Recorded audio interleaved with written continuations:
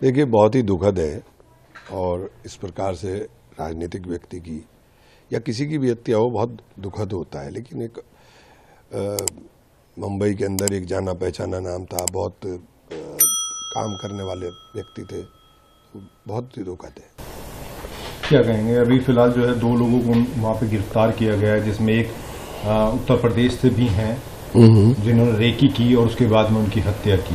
नहीं, कहता रहा हूँ बहुत दुखद है। उनको सुरक्षा भी दी गई, पहले धमकी मारने की मिली और मारने के बाद अगर अपराधी खुलेआम कहता है कि मैं मारूंगा और उसके बाद मार देता है, तो पूरी तरीके से सरकार का लॉ एंड ऑर्डर का फेल्यूर है, 100% फेल्यूर है। एकनाथ शिंदे कहते हैं कि जो भी अब इस तरह का मामला हुआ है इसमें हम सख्त कार्रवाई करेंगे। अब क्या कार्रवाई, वो जाने वाला तो चला गया ना, अब आप कुछ भी करते रहिए। आप रात एक प्रोग्राम में थे जहां आपने फिर कहा कि जो हम लोग हैं हमसे पता नहीं क्यों नफरत करते हैं, जबकि राम तो सबके हैं। हाँ, तो राम सबके ही हैं। राम सबके नहीं है क्या? मुझे बताइए कि राम सबके नहीं है क्या? मुझे वो लॉजिक समझा दीजिए। भगवान श्री राम को मर्यादा पुरुषोत्तम इसलिए कहा गया कि उन्होंने मर्यादा के अंदर रहने की नई परिभाषाएं गठित देने का काम किया। पिता पुत्र के अंदर क्या मर्यादा होती है उसको परिभाषित किया। पति पत्नी के बीच क्या मर्यादा होती है उसको परिभाषित किया। भाई भाई के बीच में क्या रिश्ते होते हैं उसको परिभाषित किया। और राजा का जनता के प्रति क्या व्यवहार होता है उसको परिभाषित किया। तो मर्यादा पुरुषोत्तम श्री राम उनको इसीलिए क्या कहा गया।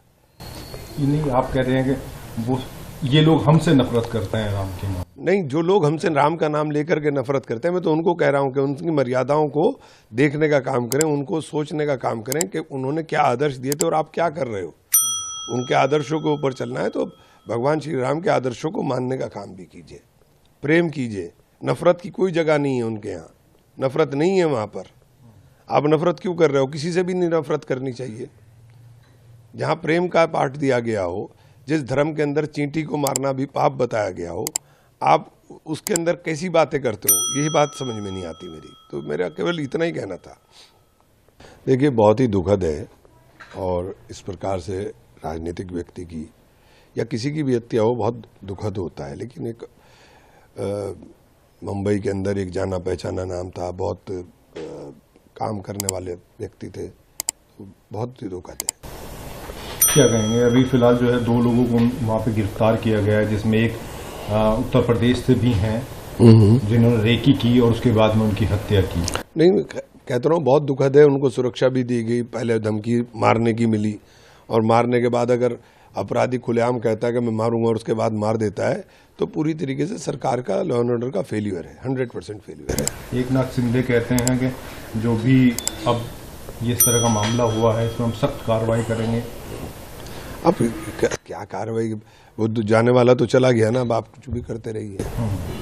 आप रात एक प्रोग्राम में थे जहां आपने फिर कहा कि जो हम लोग हैं हमसे पता नहीं क्यों नफरत करते हैं, जबकि राम तो सबके हैं। हाँ, तो राम सबके ही हैं। राम सबके नहीं है क्या? मुझे बताइए कि राम सबके नहीं है क्या? मुझे वो लॉजिक समझा दीजिए। भगवान श्री राम को मर्यादा पुरुषोत्तम इसलिए कहा गया कि उन्होंने मर्यादा के अंदर रहने की नई परिभाषाएं गठित देने का काम किया। पिता पुत्र के अंदर क्या मर्यादा होती है उसको परिभाषित किया।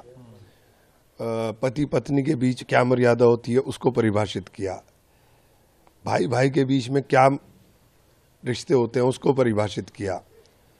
और राजा का जनता के प्रति क्या व्यवहार होता है उसको परिभाषित किया। तो मर्यादा पुरुषोत्तम श्री राम उनको इसीलिए क्या कहा गया।